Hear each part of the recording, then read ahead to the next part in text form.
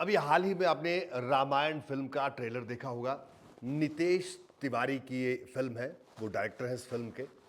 और ट्रेलर आने के बाद मैं देख रहा था सोशल मीडिया, कई जगह पढ़ भी रहा था, प्रिंट में भी पढ़ रहा था, कई तरह के विवाद कि रामायण की कहानी को ऐसे क्यों दिखाया गया है। यहाँ तक कि कपड़ों तक पर बात हो गई कि क्या उस जमाने में ऐसे कपड़े होते थे, और कई तरह की बातें, संवाद को लेकर कई तरह की बातें हो रही हैं। और ठीक उसी तरह ओडिसी को लेकर भी यही कहा जा रहा है कि उसको किस तरह से फिल्माया गया है, किस तरह के डायलॉग्स हैं, ये तमाम बातें। तो सवाल ये है कि रामायण या महाभारत, क्या इनकी कहानियों को नए ज़माने में जब हम इसको प्रस्तुत कर रहे हैं, नए डायरेक्टर्स पे फिल्में बना रहे हैं, तो क्या वो जिसे कहते हैं क्रिएटिव लिबर्टी, रचनात्मक स्वतंत्रता, क्या वो ले सकते हैं या नहीं ले सकते? मैं कुछ चीज़ें आपके लिए अभी निकाल कर लेके आया था कि देखिए विरोध क्यों हो रहा है। कुछ लोगों का कहना है कि मूल कहानी से छेड़छाड़ नहीं होनी चाहिए। आदि पुरुष के साथ भी ऐसा हुआ था, आपको याद होगा।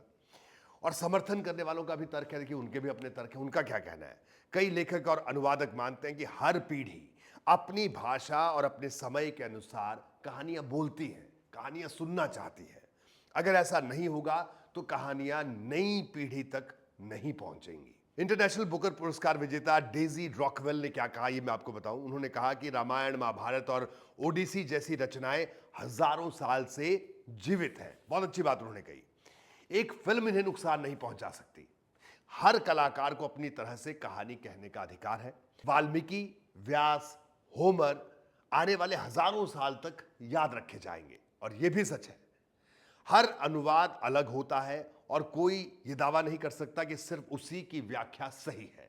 भारत में रामायण के दर्जनों नहीं सैकड़ों रूप देखने को मिलते हैं। यानी रामायण हमेशा से कई जगह पर कई तरह से कही जाती है, सुनाई जाती है।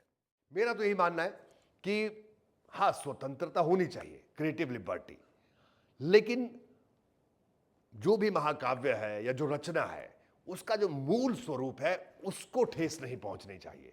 हम अगर अपने न्यूज़ की भाषा में भी कहें, पत्रकारिता में भी कहें, और जो मेरी भी जर्नी रही है कि वो भी समय समय पर बदलती रही है, पीढ़ी के लिहाज से बदलती रही है कि अब भाषा बदली है इन द सेंस कि आम बोलचाल की भाषा, जो जिससे हम आम आदमी से कांटेक्ट कर सकें। तो यही मानना है कि मूल स्वभाव से छेड़छाड़ ना हो। इतनी लिबर्टी जरूर होनी चाहिए कि कैसे उस कहानी को कहा जाए, कैसे उस रचना के बारे में बताया जाए। Thank you so much.